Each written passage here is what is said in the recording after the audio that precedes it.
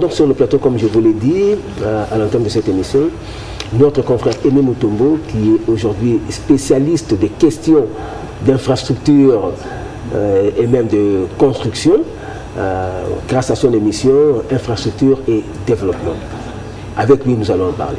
Bonjour Aimé Mutombo. Bonjour Dieudonné Ngumba, merci pour l'invitation. Bonjour à Madame Edwige. Bonjour Aimé. Je suis très heureux aujourd'hui de partager avec vous ces plateaux pour essayer d'éclairer la lanterne de l'opinion par rapport à ce qui s'est fait en République démocratique du Congo. Ici, nous allons parler des volets routes, des rocades. Merci pour l'invitation. Ok. Alors, c'est à quel niveau aujourd'hui les travaux de construction des rocades? Il paraît que ça va très vite. Hein. Vous qui êtes sur le terrain, vous pouvez vraiment le confirmer? En tout cas, depuis que je suis dans le secteur des infrastructures, à la RTNC, j'anime une émission que vous savez vous-même comment il s'appelle, RDC Infrastructure et Développement. 11 ans déjà depuis. Je n'ai jamais vu un chantier qui avance avec une telle vitesse. J'oserais dire que ça avance, géant, comme on dit. Oui, ça avance à pas des géants, à 220 à l'heure, je peux estimer un peu. Pour les conducteurs qui conduisent des véhicules, peuvent comprendre bien cela. Mais pour la petite histoire, on devrait savoir que c'était le samedi 22 juin que le chef de l'État, Félix-Antoine Tshisekedi Tshilombo, a procédé au lancement officiel de ces travaux, de 63 km. C'est une route de contournement, on en a parlé ici plusieurs fois. Ici, c'est la 4e ou la 5e fois que vous me recevez, que nous puissions éclairer un peu l'opinion par rapport à ça. Alors, c'était l'objectif de ces lancements était le lancement d'une série de travaux à travers la République démocratique du Congo sous financement de la SICOMINE.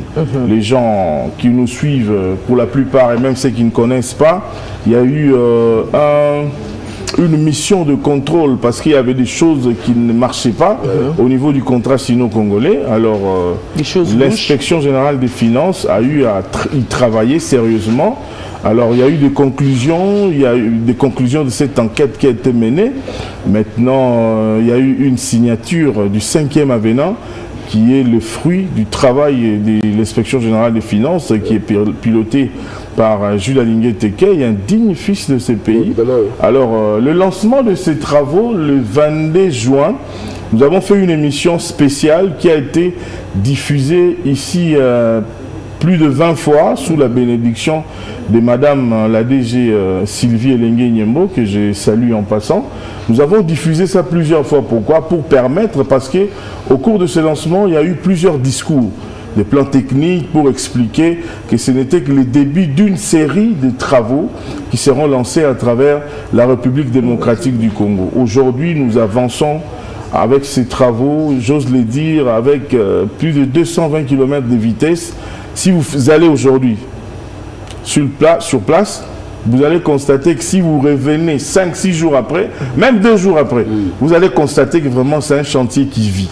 Parce que nous avons connu des chantiers ici en République démocratique du Congo, des chantiers, vous passez comme ça et après vous voyez que même les briques ont la couleur verte et il y a des crapauds et tout ça, que ça n'avance pas. Il y a des flaques d'eau et tout ça. Exactement. Mais ici, vraiment, il y a une volonté politique du tout premier parmi nous, le chef de l'État, qui avait tapé la main sur la table et donné le pouvoir à Jules Alinguette de travailler. Alors aujourd'hui, nous sommes en train de palper des résultats. Il y a la route Kananga-Kalambambouji, toujours dans la même série de ces travaux financés par la SICOMINE. Il y a Ngouba. J'aimerais que nous puissions faire un peu, M. Dieudonné Ngumba, un petit exercice pour permettre aussi aux téléspectateurs de comprendre, parce que le gouvernement actuel, qui est piloté par Mme Judith Souminois, a l'objectif de construire 12 000 km de route pour ce quinquennat. Pour le deuxième quinquennat du président Félix Tshisekedi, l'objectif est de construire 12 000 km de route. Alors, les 12 000 km seront faits par, d'abord, le budget de l'État, mais en dehors du budget de l'État, le gouvernement a un coussin, c'est-à-dire le gouvernement a un matelas financier qui est géré par l'APCLC, qui gère le fonds alloué par la SICOMINE chaque année. L'APCLC, c'est quoi? L'APCLC, c'est-à-dire l'Alliance de pilotage de conventions de suivi de collaboration, qui est pilotée par M.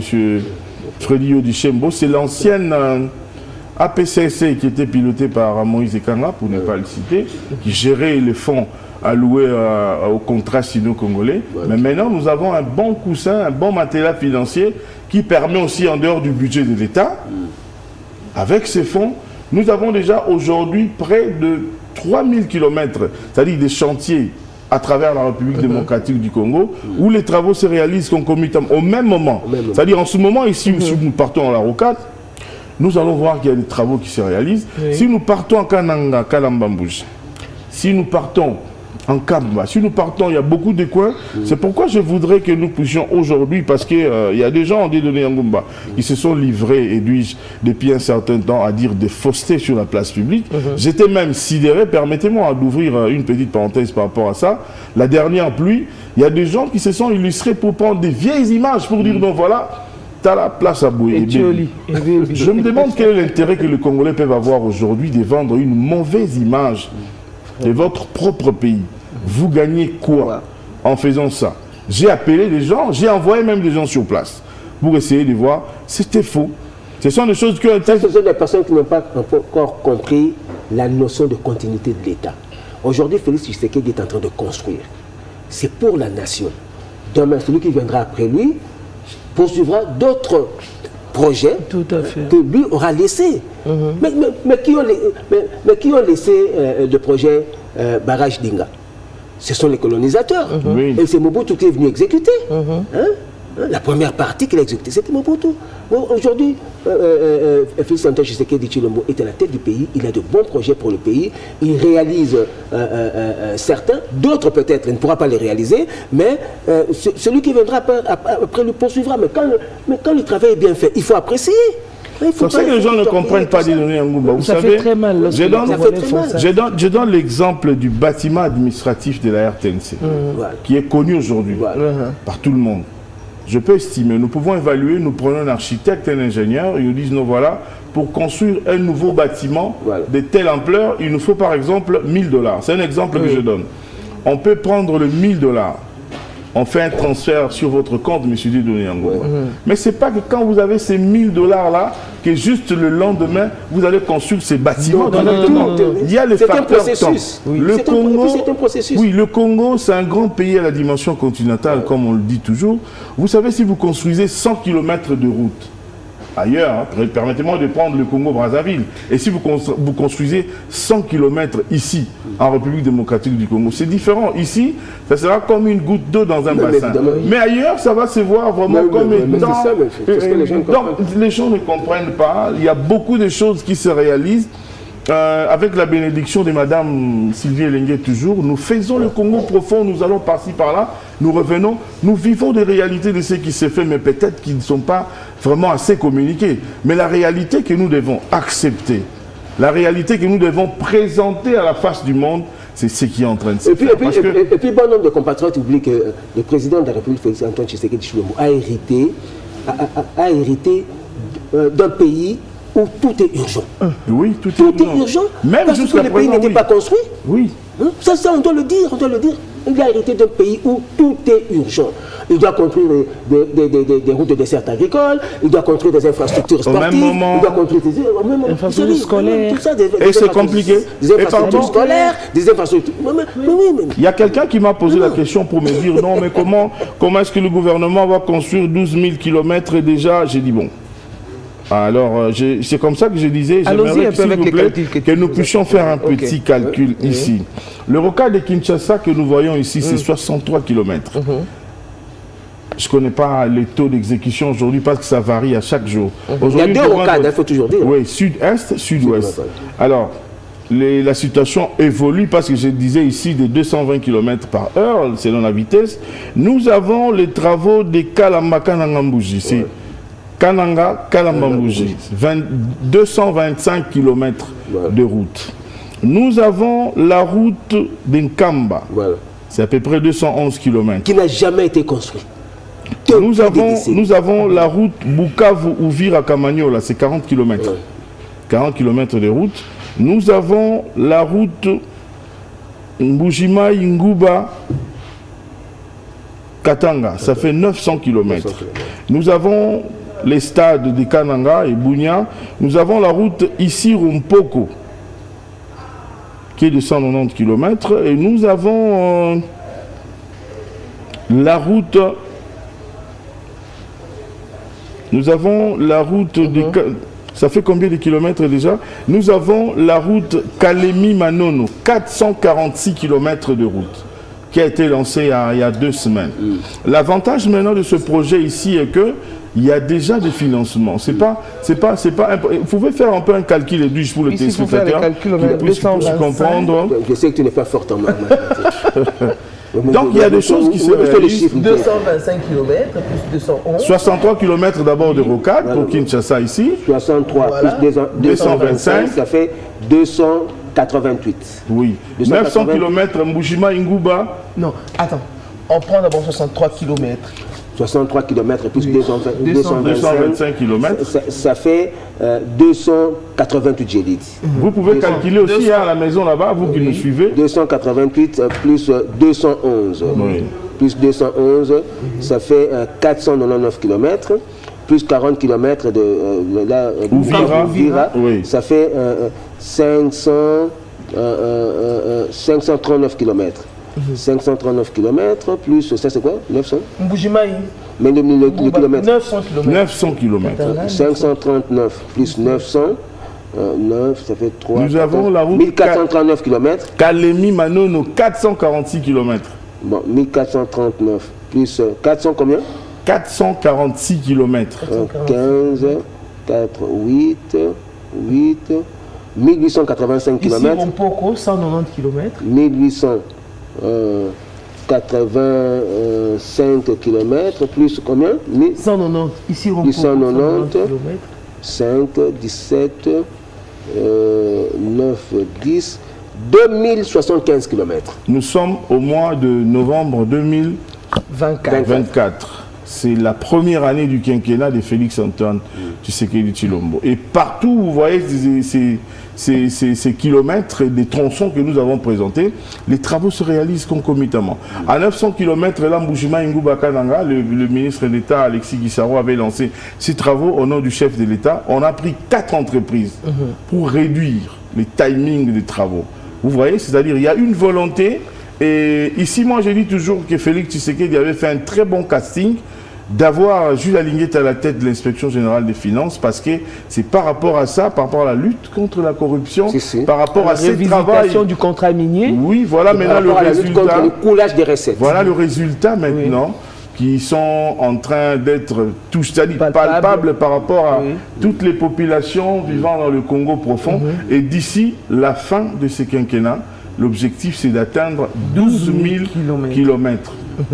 À gauche avec le budget du gouvernement et à droite avec le matériel financier de la SICOMINE qui avait vraiment pris des minerais de Congolais. Heureusement, il a fallu que Tshisekedi vienne à la tête de ces pays pour essayer de revoir les choses. Oui, de revoir les choses par rapport à tout ce qui est en train de se faire. Alors, il faudrait vraiment saluer ça et encourager l'inspection générale des finances à continuer à traquer les prédateurs, c'est-à-dire les bandits de la République. Dieudonné Ngumba, si ces pays est en retard de développement, si ces pays est en retard de développement aujourd'hui, c'est tout simplement parce que le mot détournement est devenu un verbe qui est conjugué par toutes ces personnes qui ont la chance et le privilège qu'on l'air d'être nommés aisément et librement. Alors nous aussi de médias, nous devons aussi accompagner ce travail parce que regardez aujourd'hui ce qui est en train de se faire à travers la République démocratique du Congo.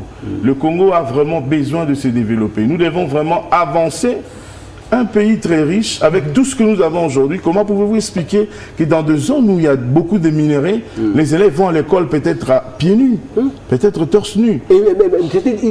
La population vit pauvrement. Mais ça profite à quelques individus. Moi, je me souviens toujours de l'étonnement du chef d'État à Kolwezi. Il a dit, mais comment ça? Nous sommes dans un pays très riche, mais les gens doivent vivre pauvrement.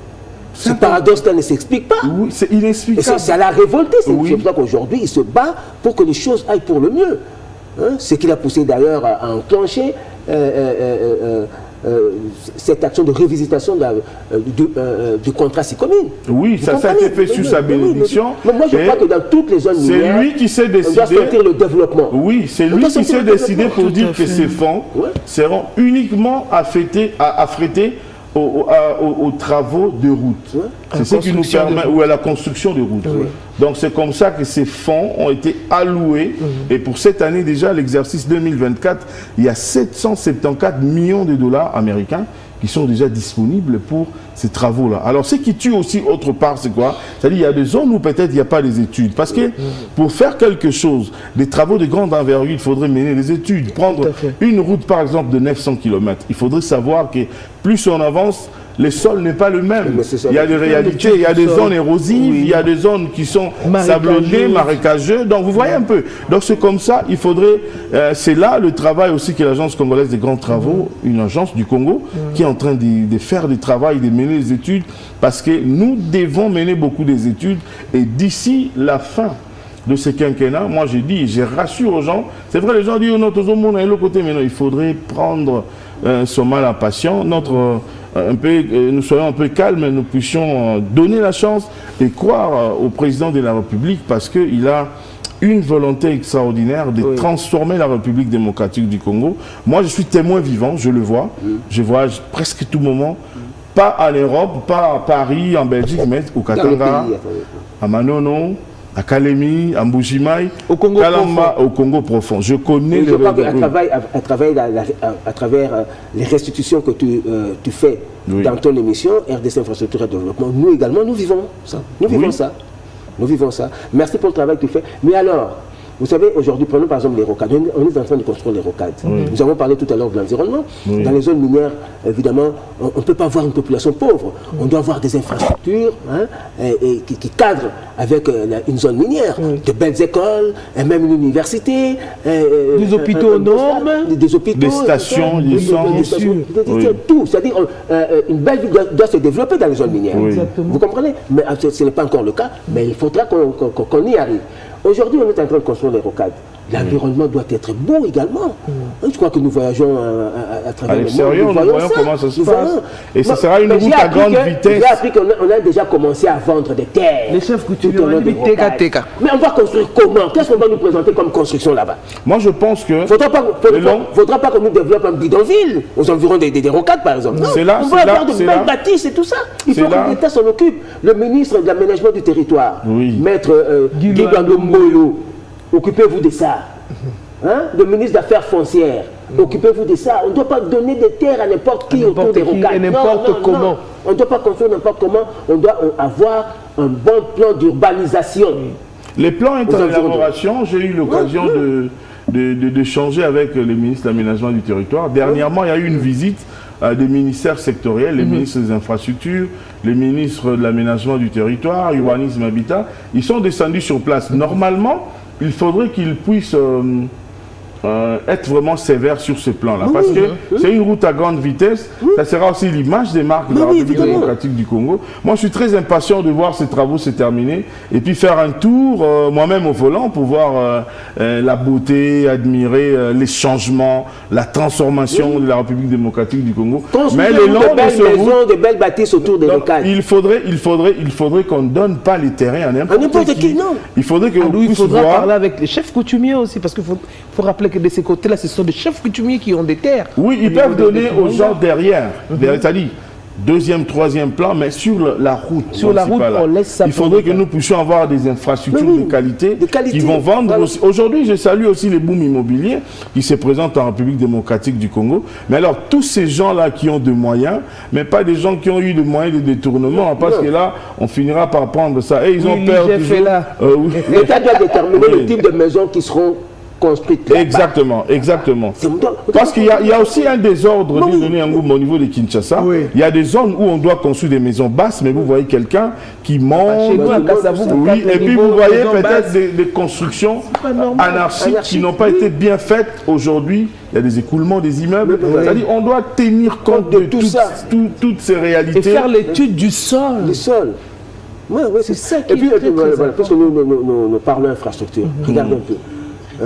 Je l'ai dit la fois dernière ici, vous savez, un aéroport international c'est une frontière en fait.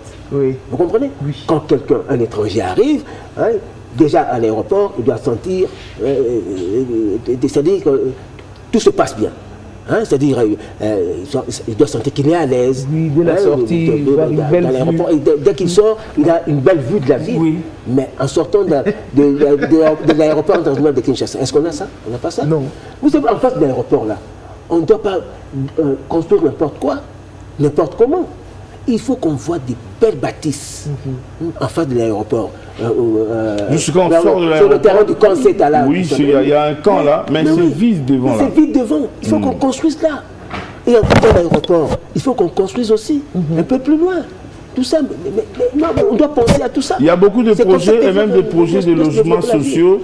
En fait, il y a beaucoup à faire ici au Congo. Surtout les projets de logements sociaux, parce que nous, avec les bailleurs, c'est pas facile. Ici, les projets de logements sociaux se transforment en projet de construction de villas très chères pour les plus nantis. Or, ce n'est pas ça. Non, le chef de l'État a fait allusion à ça dans un conseil des ministres. Il en a parlé.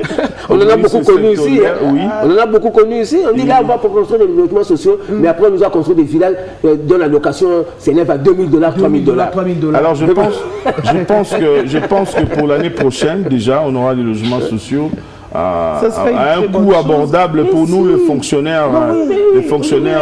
On n'arrive même pas à payer les maisons. Mais moi, j'aimerais ici lancer un message d'Edonné Yangumba et lui aux Congolais et Congolaises de ne pas se laisser distraire par des personnes de mauvaise foi qui inondent les réseaux sociaux aujourd'hui, qui inondent d'autres médias, les non-patriotes, qui veulent vendre la très mauvaise image de la République démocratique du Congo. Là, je vois devant la télévision, la réalisation nous a balancé l'image du PDL 145 territoires. C'est le tout premier projet, les meilleurs de projets réussis en République démocratique du Congo, c'est les PNUD. Là, c'est pas Aimé Mutombo qui parle. Je ne fais que rappeler ce que les PNUD ont dit, parce que, excusez-moi, concomitamment, on a vu des travaux qui se réalisent partout au même moment. C'est vrai, il y a des difficultés pour faire parvenir les matériaux dans certains coins où il y a un petit retard, mais dans la grande partie, l'ensemble de ce projet du PDL 145 territoires en République démocratique du Congo, un projet qui vise aujourd'hui à réduire les disparités,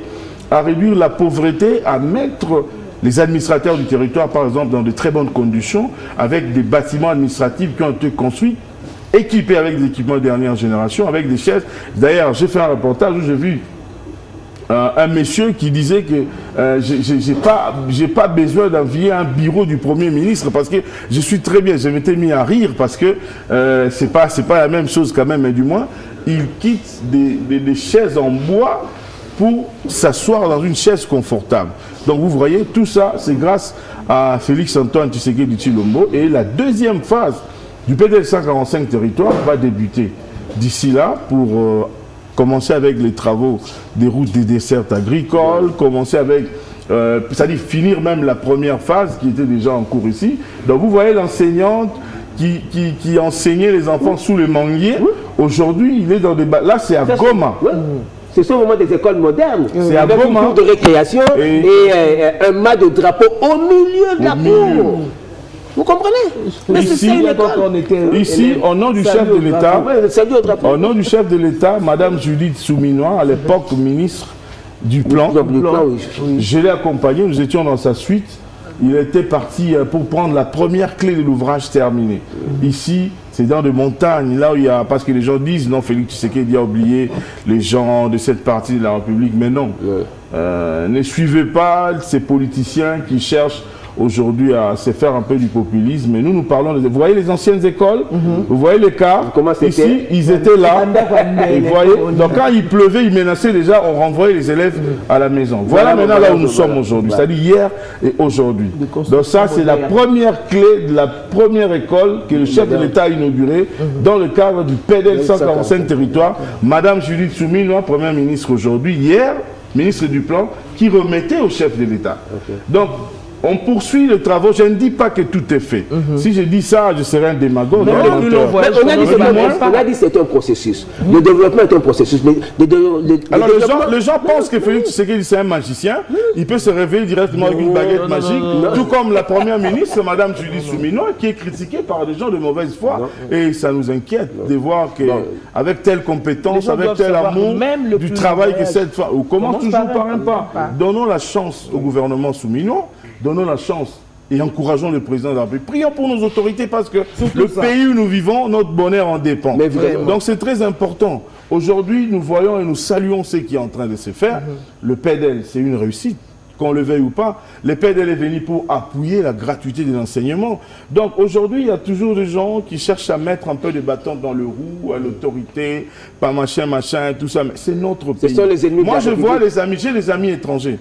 Ils ont une fois, j'ai vu du côté de l'Afrique du Sud, j'ai dit, oh, mais peu bazar, on a place à bouer. Mais jamais vous allez voir ces gens-là prendre une photo pour publier. Ils vont toujours, par exemple, du côté du fleuve Congo, peut-être du boulevard Tchatchi, ils prennent une photo. Ça dit quoi? Ils ont un souci de vendre la belle image de leur pays. Le patriotisme nous demande que nous puissions vendre la belle image du pays. Même les États-Unis, même la France, c'était pas en un jour. La chance que nous avons, c'est d'avoir Félix Tshisekedi comme président de la République à la tête de ces pays. C'est une bénédiction. Il a l'onction présidentielle malgré tout ce que les gens sont en train de chercher. Et puis il a le sens du développement. Oui, il a l'amour. Ce que j'aime en lui, c'est sa volonté politique pour transformer ces pays. Je suis dans le secteur des infrastructures, je vois ce qui se fait. Je ne dis pas que nous avons atteint là où nous devons atteindre. Mais du moins, ce que les gens doivent savoir, c'est quoi dit Denis Yangouma. Nous étions dans un trou. Dans le noir. Quand on avance, on arrive à moins 50, nous ne sommes pas encore à 100. Nous sommes toujours dans le noir, mais nous avons avancé. Au moins, nous sommes sûrs qu'avec lui, nous allons atteindre la lumière. Tout à fait. Et merci beaucoup aux non-patriotes, si tu peux vite les faire. Tu avais un message à lancer aux non-patriotes, à ceux-là qui vendent mal l'image du pays. En tout cas, Batika Moté Mamabé, soutenons les autorités de la République. Et puis moi, je demande au chef de l'État de donner encore beaucoup plus de pouvoir à l'IGF pour faire la patrouille financière, pour traquer les bandits et les délinquants qui nous ramènent en arrière. Or, nous devons avancer. Coup de chapeau pour le travail qu'il fait. Et nous avons vu les bâtiments que le chef a inaugurés. Bâtiment Etienne Tshisekedi. C'est-à-dire tous les gens qui vont travailler là-bas comme inspecteurs, ils ont l'esprit du sphinx d'heureuse mémoire pour voir, ici, pas de détournement. Merci beaucoup, merci d'être venu, Memoto. Moi, je crois que vous avez suivi. Nous ne dirons jamais assez. Ayons le sens du développement et ayant également l'amour de la patrie. Ce que Félix Antoine Tshisekedi Tshilombo fait aujourd'hui, il le fait pour la patrie. Il ne le fait pas pour lui-même, il le fait pour la patrie. Au moins, lui, il a compris que son mandat doit être positif. Il doit écrire son histoire positivement dans la nation. Donc, on doit l'encourager. Et puis, merci également à toi, Aimé, pour le travail de visibilité que tu fais en ce qui concerne les réalisations du chef de l'État. Merci. Alors, merci à vous également.